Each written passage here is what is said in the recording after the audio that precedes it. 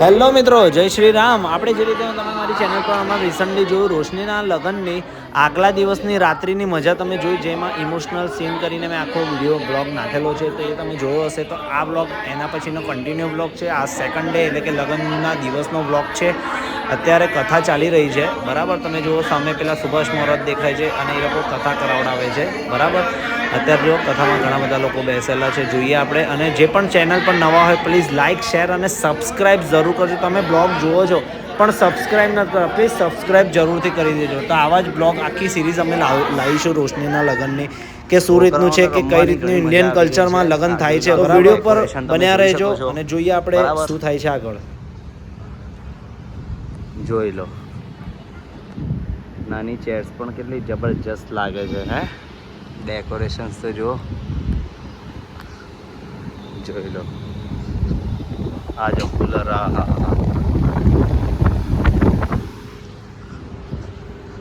અંદર મેં તમને વિધિ બતાવી, બરાબર. આ પહેલી વાર એક એવો વિડીયો છે કે જે આપણે ગુજરાતી ભાષામાં શૂટ કરીએ છીએ, કારણ કે આપણે ગુજરાતી ઓડિયન્સ પણ ઘણી બધી છે હિન્દી કરતાં બી. તો અને લોકોને મજા પણ આવે, સમજો. એક ગુજરાતીને ગુજરાતી ભાષા જ મજા આવે, બરાબર. આ રસોડાની તૈયારી કરે છે, એટલે કે બપોરના જમણવારની. ત્યાં લોકો ડુંગળી કાપવા બેઠા છે. અહીંયા પણ ડુંગળી છોલવાનું, કાપવાનું, શાકભાજી મૂકેલા છે.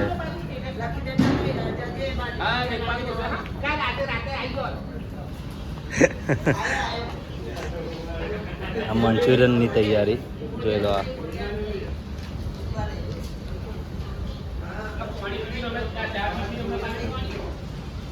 મોટા મોટા ચૂલા ઉપર બનતી હોય છે રસોઈ.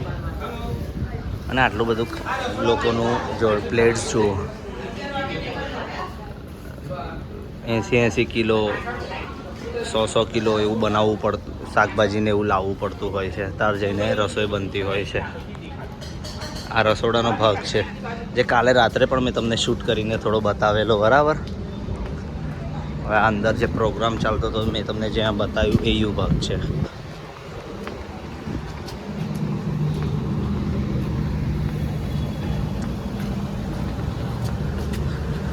આપણા મુકા કાકા જઈ ગયા છે. આ ભોલા કાકા છે.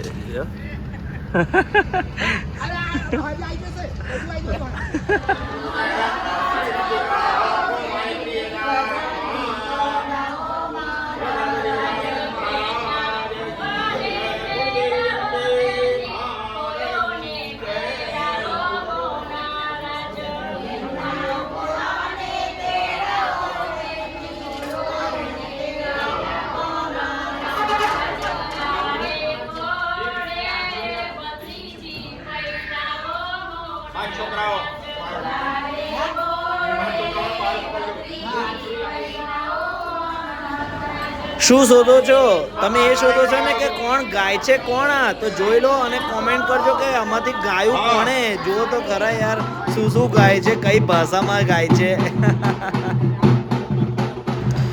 પહેલાના સમયમાં જે થાંભલી કરી એક સાચા ઝાડની નીચે, હવે તો કેટલું વિદેશી થઈ ગયું. જુઓ તો ખરા યાર, પેલા કુંડાની અંદર થાંભલી નાખવાની. અરે રે, ક્યાં રીતિ રિવાજો, ક્યાં કઈ દિશામાં જઈ રહી છે આ પ્રગતિ થઈ ગઈ છે. પ્રગતિ કેવી પ્રગતિ, કઈ દિશામાં પ્રગતિ જાય છે ભાઈ. આના માટે અમારી ગુજરાતી ભાષામાં એક કહેવત છે કે વિકાસ ગાંડો થયો છે. એ જ વસ્તુ છે આમાં.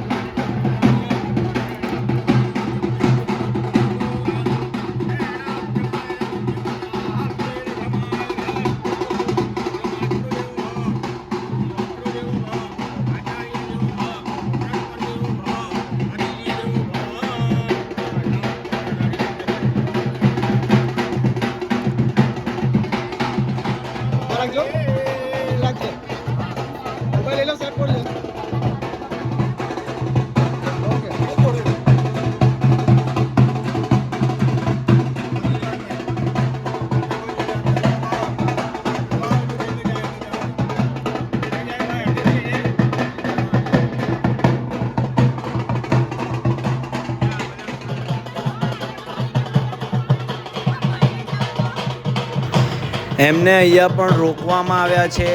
પૈસા ઉઘરાવવામાં આવશે, એના પછી જ આ લોકોને જવા દેવામાં આવશે. આ રીતિ છે, સમજો. એમાં બે ફાયદા: પૈસા તો મળી જાય, જેથી પાર્લરના પૈસા બી ચૂકવી દેવાય, અને સાથે સાથે રીતિ બી થઈ જાય.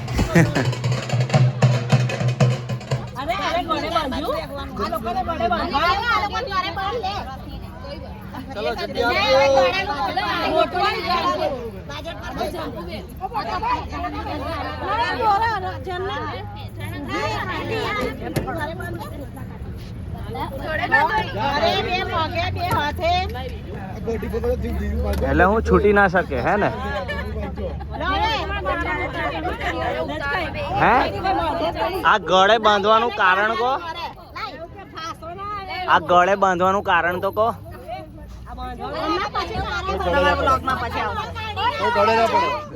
હા, કોઈના ગળે ના પડે. આ બેન ખાસ કોઈના ગળે ના પડે. પગે બાંધે કોઈને પગે ના પડે. હા, કોઈને પગે ના પડે. ના, પેલી ગાય ભેંસોને બાંધીએ ને, એટલે કાબુમાં રહે. હાથે બાંધે એટલે મિનિંગ કેમ છે કે હાથ જોડતા રહે છે, બધા માફી માંગતા રહે છે. ચલો અહીંયા જો.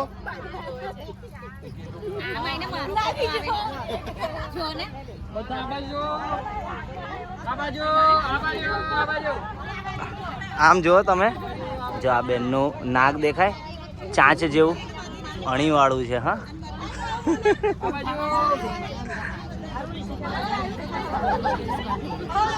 આજે સોનાથી હા, સોનું ભરેલું લાગે છે. મિત્રો, જે આ હાથ કરે છે જયદીપ કુમાર છે, એમનું પણ લગ્ન ટૂંક સમયમાં થવાનું છે, તો એની પણ બ્લોગની સિરીઝ આખી બનાવીશું. ગળે બાંધવાનું કામકાજ ચાલી જ રહ્યું છે. હસીથી લોટફોટ.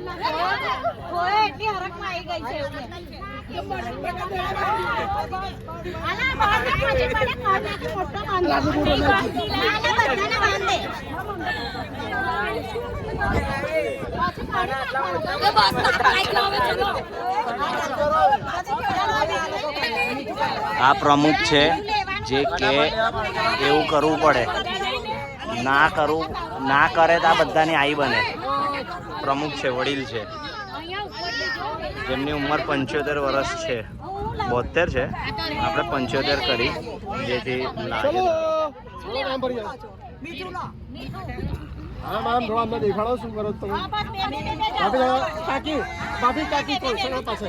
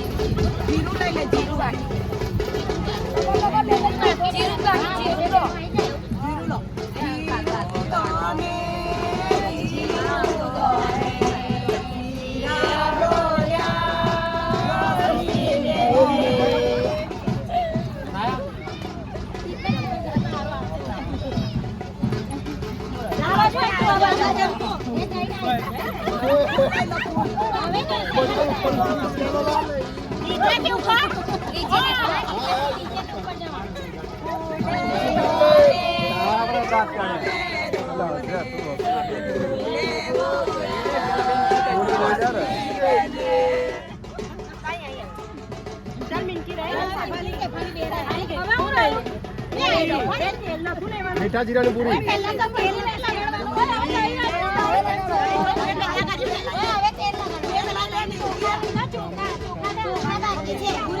સામે છે